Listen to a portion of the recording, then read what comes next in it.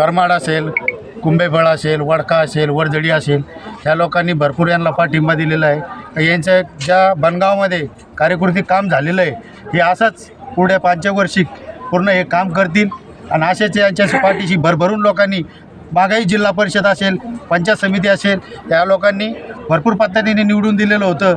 तसं आताही ह्या पद्धतीने त्यांना निवडून देतील अशी ग्वाही देतो. कुठले तुम्ही? मी राहणार वडखा. वडखा गाव माझं वडखा गाव आहे. नानाच्या पाठीशी आम्ही लहानचे मोठे कार्यकर्ते झालेलो आहे. नानाचा जो आशीर्वाद आहे तो आम्हाला सर्व जनतेशी पाठीशी राहील ही अशी ग्वाही देतो. तुमचं नाव सांग. किरण राधाकिशन नाईक. मी राहणार वडखा. दादाराव त्रिगोटे. मी राहणार कुंभेफळ. आमच्या गावचे सध्याचे रणीक उपसरपंच संतोष भाऊ शेजूळ यांनी म्हणजे कमीत कमी आमच्या गावासाठी 10 ते 15 वर्षापासून काम करत आहेत. आताही सध्या आता आमच्या गावात येऊन बघा, इतके मोठे विकास कामं झालेले आहेत. आमच्या गावाचे सरपंच सुधीर भाऊ मुळे यांच्या माध्यमातून भाऊ एक निष्ठावंत कार्यकर्ते आहेत. काँग्रेसचे तळागाळापासून पार्टीसोबत कधी बैमानगिरी करणारा एक कार्यकर्ता आहे. मी सर्व मतदारांना आवाहन करतो की या आपले 3ही उमेदवार साऱ्या चांगल्या मताने निवडून द्यावं अशी विनंती करतो आणि थांबतो.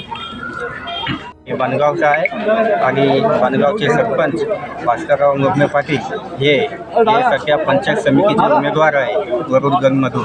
नानांनी बनगावमध्ये असा विकास केला तर बनगाव हे गाव पाहण्यासारखं आहे. तुम्ही बघितलं असं गाव काय कामं केलं. नानांनी ड्रेनेज लाईन केली, शाळा केले आणि घाटी केली.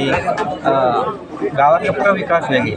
पाण्याची टाकी, नळ हे सारे लगे कब्रस्तानचं काम केलं नानांनी. मुस्लिम समाजाचं, नाना हे मराठी समाजाचे, पण पूर्ण कब्रस्तान असं केलं त्यांनी. लयत गेट सारं ओके लगे वाडी वस्तीमध्ये सारे कामं वगैरे. बनगावमध्ये जे विकास झालेले आहे तेच आवाहन करणार आहे. कारण की जनताला सांगायची गरज नाही. कारण की भास्करराव नाना हे पहिल्यापासून जनतेमध्ये राहते. हे कामाचे माणसं आहे. यांनी गावाचा भरपूर विकास केलेला आहे.